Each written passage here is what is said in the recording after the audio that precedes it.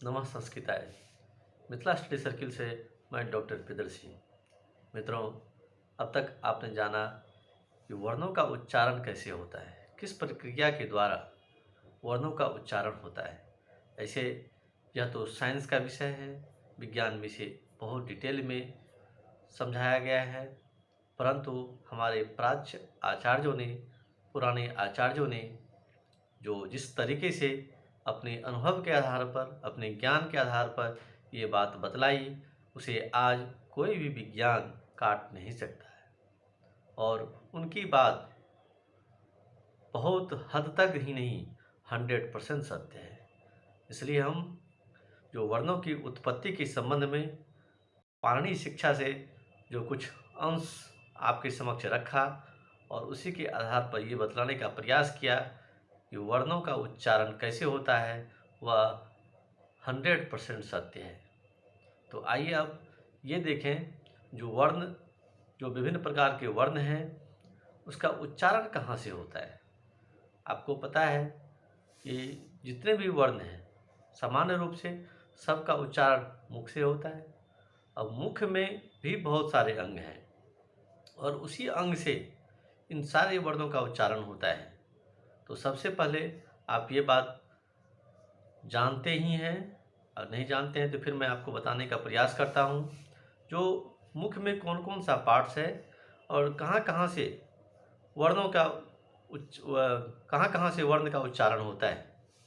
तो सामान्य रूप से सबको हम मुख कहते हैं, परंतु आप देखेंगे जो मुख के अंदर बहुत सारा पार्ट्स है, बहुत सारा स्थान है जहाँ से अंदर से आने वाली ध्वनि, अंदर से आने वाली हवा जब प्रहार करती है, टकराती है, तो वहाँ से वर्णों की उत्पत्ति होती है और वही मान्य है। तो जिस जिस स्थान से, मुख के जिस जिस स्थान से जिस जिस वर्ण का उच्चारण होता है, वह स्थान उच्चारण स्थान कहलाता है, उस वर्ण का उच्चारण स्थान कहलाता है। जैसे अ वर्ण का उच्चारण कंठ से होता है तो अ का उच्चारण स्थान कंठ कहलाया। इसी तरह से तो आइए हम देखें कंठ कहते कहाँ, कंठ है कहाँ। तो आप ये पूरा जो प्रदेश देख रहे हैं, इसको सामान्य रूप से हम लोग कंठ कहते हैं। मित्रों, ये तो गर्दन है, ग्रीवा है। आप तो फिर वो कंठ कहाँ है जहाँ से अ का उच्चारण होता है, क का उच्चारण होता है। तो मैं आपको सामान्य रूप से बतलाने का प्रयास कर रहा हूँ। आप अपना मुख खोलिए और आईना के सामने अपना मुख को देखने का प्रयास करिए। आप देखेंगे कि मुख के अंदर ऊपर से इस तरह का एक पार्ट्स लटका हुआ नजर आएगा, उसको अलजिह्वा कहते हैं। और उसके जस्ट नीचे मान लीजिए उस स्थान से अगर किसी चीज़ को गिराते हैं तो वो जहाँ पर गिरेगी, ठीक है, तो वो वही स्थान कंठ है और वहीं से वर्णों का उच्चारण होता है और वहाँ से जिन वर्णों का उच्चारण होता है कंठ माना जाता है। और कंठ से उच्चारित वर्ण को कंठय वर्ण कहते हैं। तो कौन कौन सा वर्ण है जिसका उच्चारण कंठ से होता है, तो आइए इसे हम जानें। इस संबंध में पाणिनि जी का सूत्र है अकुह विसर्जनीया नाम कंठ। आप इसे स्क्रीन पर भी देखेंगे। अकुह विसर्जनीया नाम कंठ, इसका मतलब है अ अकुह में जो अ है, तो अ से मतलब ह्रस्व और दीर्घ दोनों, मतलब अ और आ दोनों। क से मतलब, कु से मतलब कवर्ग, कवर्ग में 5 वर्ण है, क ख ग घ अंग, ये हो गया। उसके बाद अकु ह है, तो ह का मतलब ह। अब विसर्ज, विसर्ग तो अ आ कवर, पूरा कवर, क ख ग घ अंग और विसर्ग। तो इतने वर्णों का उच्चारण कंठ से होता है और कंठ से उच्चारित वर्णों को कंठय वर्ण कहता है। ये तो सिंपल है, ये फार्मूला आप याद कर लीजिए, नहीं तो आपको अलग अलग कितना दिमाग में रखिएगा। क्वेश्चन पूछेगा जो इनमें से कंठय वर्ण कौन सा है, इनमें से कंठय वर्ण कौन सा है, क त च प। तो आपको समझना पड़ेगा पहले कि जो किसका उच्चारण कंठ से हो रहा है। तो ये जो 4 ऑप्शन है, इसमें क का उच्चारण कंठ से होता है और जिस वर्ण का उच्चारण कंठ से होता है उसी को कंठय वर्ण कहते हैं। तो क वाला जो है उस ऑप्शन को आप टिक लगाइए, ओमकार में उसको भरिए। फिर क्वेश्चन का पैटर्न ऐसा हो सकता है जो इनमें से किसका उच्चारण, किस वर्ण का उच्चारण कंठ से होता है, दे देगा ह, च, त, म। तो आपको अगर सूत्र याद रहेगा, अकुह विसर्जनीया नाम कंठ, सूत्र याद रहेगा तो आप भली भांति बहुत आसान ढंग से प्रश्न का उत्तर कर लीजिएगा। तो इसमें ह है, ह का उच्चारण कंठ से होता है। तो ये था मित्रों कंठ से उच्चारित वर्णों का अध्ययन। अब आइए हम आगे देखते हैं तालु। मुंह का एक अंग है तालु, जहाँ से वर्ण का उच्चारण होता है, वर्णों का उच्चारण होता है।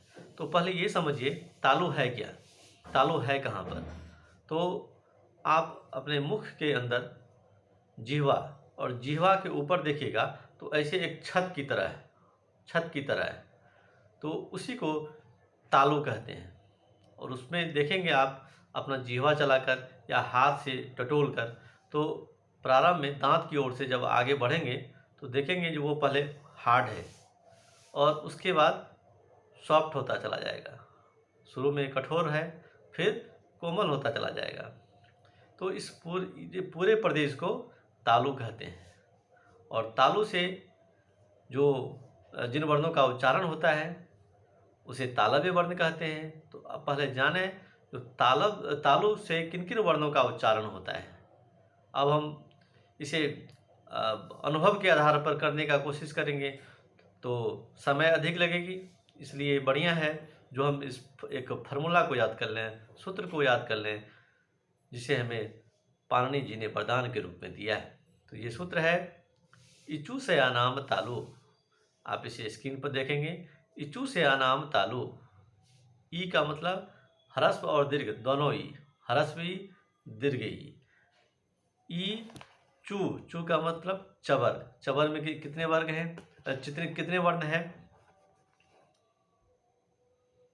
चवर्ग में कितने वर्ण हैं। तो चवर्ग में भी आपको पता है जो 5 वर्ण हैं, 5 वर्ग है और पांचों में 5-5 वर्ण हैं, तो टोटल 25 वर्ण हो जाता है। सब का उच्चारण अलग अलग स्थान से होता है। तो ये चू, इचू, तो चू हो गया। तो चू का मतलब चबर, चबर का मतलब च, छ, ज, झ, य। ठीक है। इचू शयानाम सौ, ये तालव्य स्व है, इसलिए 3 स्व है, तालव्य स्व, मूर्धन्त स्व और दंत स्व। ऐसे ये तीनों स्व ही है, परंतु इस तीनों का जो स्व का जो उच्चारण पद्धति है, उच्चारण करने का तरीका है, वह आज के दौर में लोग विस्मृत कर गए हैं, भूल गए हैं कि कैसे करें। परंपरा भी नहीं है और मुख लाघव के चलते ये समस्या उत्पन्न हो गई है। हालांकि बड़े बड़े लेबोरेटरी में जहाँ लैंग्वेज लैब चलता है वहाँ इस चीज़ को बतलाया जाता है और वहाँ प्रैक्टिस कराई जाती है, जो ऐसे तालव्य स्व का उच्चारण करेंगे, ऐसे दंत स्व का, ऐसे मूर्धन्य स्व का उच्चारण करेंगे। परंतु आम छात्रों को इसका फ़ायदा नहीं मिल पाता है, क्योंकि लैंग्वेज लैब जाने वाले कितने लोग हैं या कितने शिक्षक लैंग्वेज लैब से जा कर के ट्रेनिंग ले पाते हैं। तो ये मुख लाघव भी कहिए, इसके चलते ये सब इस तरह की समस्या उत्पन्न हो गई। इसलिए एक परंपरा चली जो जिसका उच्चारण तालु से होता है उसको तालव्य स्व कहो, जिसका मूर्धा से होती है उसको मूर्धन्य स्व कहो, और जिसका दांत से होता है उसको दंत स्व कहो। आइए थोड़ा विषयांतर हो गए थे हम लोग, अब फिर से आते हैं विषय वस्तु पर। और इसमें जो इचू, ई बतला दिया, ह्रस्व ई, दीर्घ ई, चू चबर और तालव्य स्व, स्व मतलब तालव्य स्व का जो उच्चारण होता है वह तालु से होता है। और तालु से जो जिन वर्णों का उच्चारण होता है उसको तालव्य वर्ण कहते हैं। ठीक है। और एक वर्ण और बच गया, यो, यो का भी उच्चारण तालु से होता है। ये आप सूत्र देखिए, ई चू या सा नाम, ई चू कहीं कहीं ऐसे लिखा रहेगा, इचू सयानाम, या कहीं कहीं इचू यसानाम। ठीक है, दोनों सही है, अपने अपने ढंग से लिखा हुआ है। तो मतलब आप समझ लीजिए जो कौन कौन इस सूत्र में जो जो वर्ण है सबका उच्चारण तालु से होगा।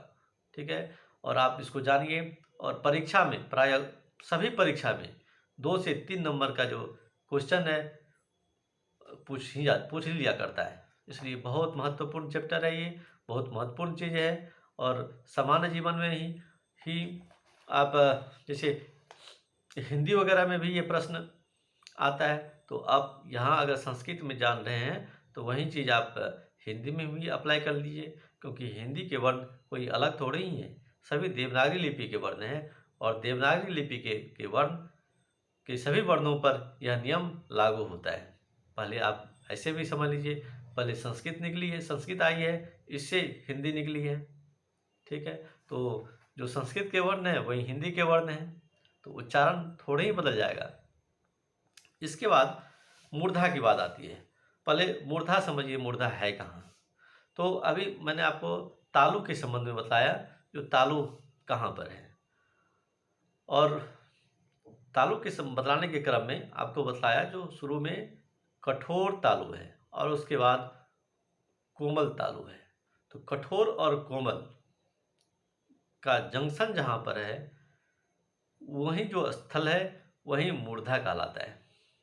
ठीक है, आप हाथ दे करके चल देखिए तालु पर, तो शुरू में कठोर, उसके बाद अचानक से आपको मुलायम नजर आएगा।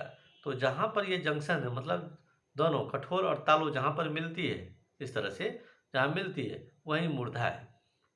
और मूर्धा से जो जिन वर्णों का उच्चारण होता है उसको मूर्धन्य वर्ण कहते हैं।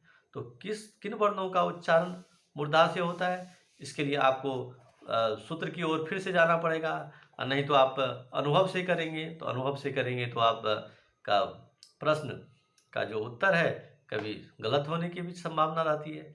आप अनुभव में थोड़ा सा इधर उधर किए कि चेंज हो जाएगा। इसलिए बहुत बढ़िया तरीका है ये सूत्र। और इस सूत्र क्या है, ऋतु रसानाम मूर्धा, ऋतु रसानाम मूर्धा। री का मतलब समझ रहे हैं आप, री हरस्व और दीर्घ दोनों, री। टू का मतलब टवर्ग, टवर्ग में कितने वर्ण, 5, ट ठ ड ढ न, और फिर र और स, जिसको मूर्धन स कहते हैं। ठीक है, तो ये वर्ण का उच्चारण मूर्धा से होता है, और जिन वर्णों का उच्चारण मूर्धा से होता है उसको मूर्धन्य वर्ण कहते हैं। तो आपसे प्रश्न पूछेगा जो इनमें से मूर्धन्य वर्ण हैं, दे देगा ट, च, क, प। आप इसके लिए आपको जानना पड़ेगा जो मूर्धन्य वर्ण कर रहे हैं तो मतलब मूर्धा से किन वर्णों का उच्चारण होता है। तो मूर्धा से जो उच्चारण होता है उसके लिए एक सूत्र है, ऋतु रसानाम मूर्धा। तो ये समझ लीजिए जो इसमें से है कोई कि नहीं। तो आप देख रहे हैं ट है, तो ट का उच्चारण मूर्धा से होता है, तो इसका मतलब ट ही मूर्धन्य वर्ण है। ठीक है, या इस तरह से भी प्रश्न पूछ सकता है जो इनमें से किन वर्ण का उच्चारण मूर्धा से होता है। ठीक है, दे देगा ई, उ, री, क। तो आपको सूत्र याद है, ऋतु रसानाम मूर्धा, उसी में री आया है, तो आप री देखेंगे तो समझ जाएंगे इसका उच्चारण मूर्धा से होता है और आप सही कर लेंगे। तो मित्रों, ये था मूर्धा से उच्चारित होने वाले वर्णों के संबंध में। इसके पहले मैंने आपको कंठ के बारे में बतलाया, तालु के बारे में बतलाया और मूर्धा के बारे में बतलाया। अब इसे अगली कड़ी में हम दांत पर बात करते हैं, जो दांत से किन किन वर्णों का उच्चारण होता है। ठीक है, दांत आप देख रहे हैं और देखेंगे जो जिन लोगों का दांत नहीं है, प्रायः कुछ लोगों का दांत कभी टूट जाता है या बड़े बुजुर्ग का दांत गल जाता है, टूट जाता है। तो जिसके पास दांत नहीं है, या बहुत लोग को देखते हैं जो पान खाता है, पान खाते खाते उनका दांत सड़ जाता है, फिर दांत हटाना पड़ता है। ठीक है। तो जिन लोगों के पास ये समस्या है वो ऐसे वर्ण का उच्चारण नहीं कर पाते हैं जिसका उच्चारण दांत से होता है। बात क्लियर है? तो आइए, दांत तो जानते हैं आप, दांत कौन से, दांत कहाँ है, दांत के बारे में तो कुछ बताने की बात ही नहीं है। तो दांत से किन किन वर्णों का उच्चारण होता है, तो इसके संबंध में भी सूत्र है। ठीक है, सूत्र आप जान रही हैं, जो पूरा जो अष्टाध्यायी है, पूरा व्याकरण शास्त्र है हमारा, वह सूत्रों पर आधारित है, सूत्रात्मक है।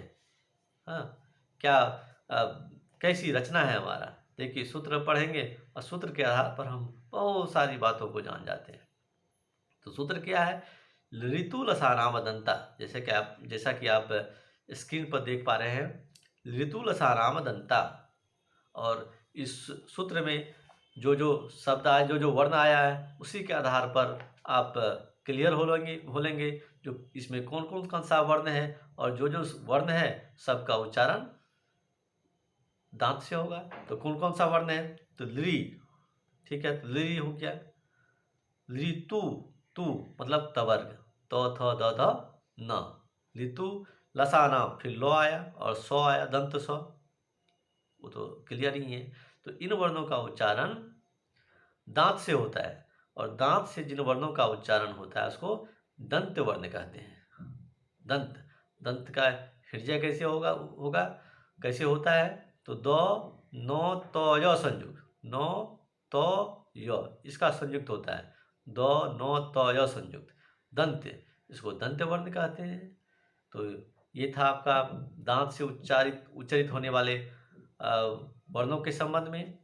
मित्रों, कुछ विद्वानों का यह भी मानना है कि दांत के ऊपर जब आप जिह्वा चलाएंगे तो खुरदरा खुरदरा पार्ट मिलेगा, और ऐसे ऐसे ऐसे इस तरह से मिलेगा, तो उसको वर्त्स कहते हैं। तो ऐसे विद्वानों का मानना है कि वस्तुतः डेंटल वर्ण जो है, जो जिसका उच्चारण दांत से होता है, वस्तुतः वह दांत से नहीं वर्त से होता है। ठीक है, तो ये उनकी मान्यता है, परंतु हमारा जो अनुभव कहता है जो वर्त से हो सकता है, उनकी नज़र में कुछ भी हो। और जो डेंटल साउंड के बारे में, डेंटल वर्ण के बारे में विद्वानों का जो मानना है, जो दांत नहीं वर्त से है, वस्तुतः मैं तो 100% इसी पर विश्वास रखता हूँ कि वह दांत ही है। और पाणिनि ने ही कहा है, जो ऋतुलसाना मदंता।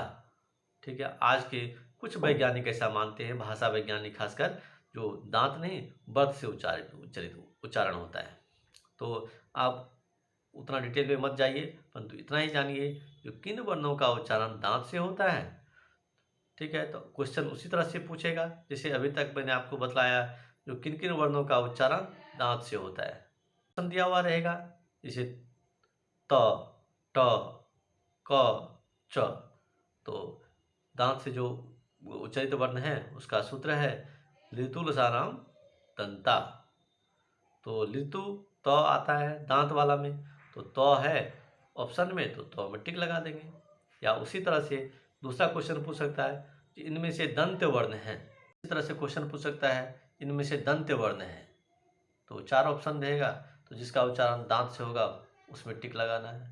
या इनमें से दांत से उच्चारित वर्ण हैं, 4 ऑप्शन देगा, तो उसमें आप देखेंगे किसका दांत से उच्चारित होने वाला कौन सा वर्ण है, आपको सूत्र याद रहेगा, उसी आधार पर से कर जाएंगे। तो मित्रों, ये था आपका उच्चारण स्थान, और इसका शेष अंश हम अगले वीडियो में लेकर के उपस्थित होंगे। तब तक के लिए धन्यवाद। नमः संस्कृताय।